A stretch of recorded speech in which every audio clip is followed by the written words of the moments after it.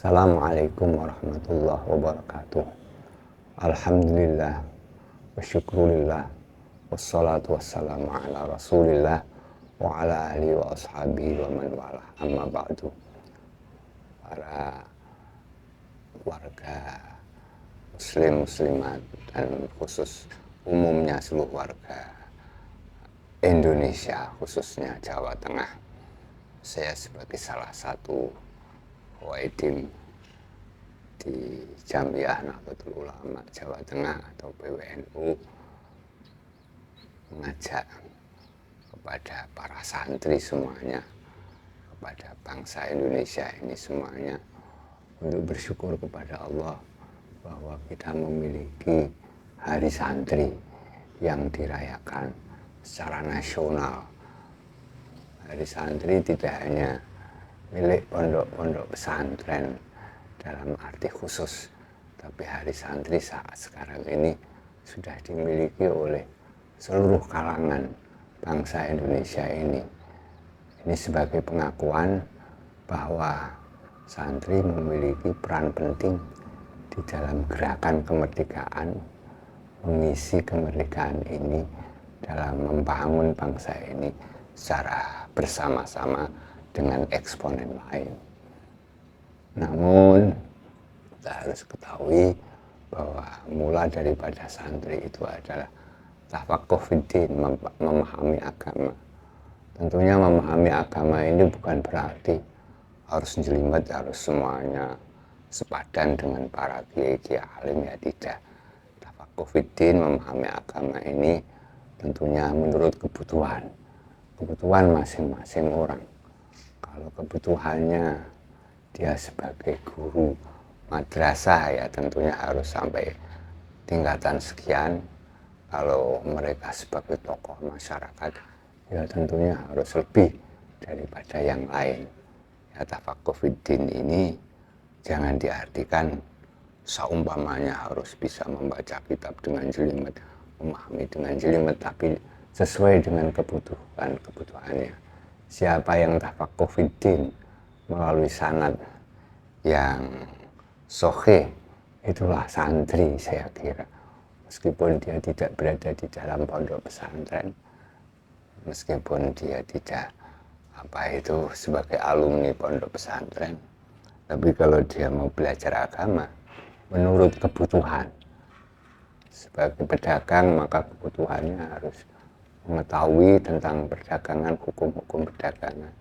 Sebagai pekerja dia harus tahu tentang hukum muamalah itu saja, tidak harus secara jelimet, maka dia adalah santri. Di samping tafaqquh yang demikian ini, tentunya ilmu tidak akan berarti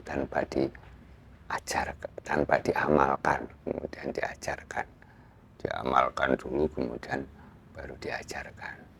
Oleh karena itu, kami mohon kepada guru-guru madrasah diniyah, kepada guru-guru pondok-pondok pesantren, kepada guru-guru majelis-majelis taklim, pada pendai-pendai, untuk semangat memberikan pemahaman keagamaan yang benar kepada masyarakat ini. Tentunya keagamaan yang benar dan semangat itu sesuai dengan zaman dan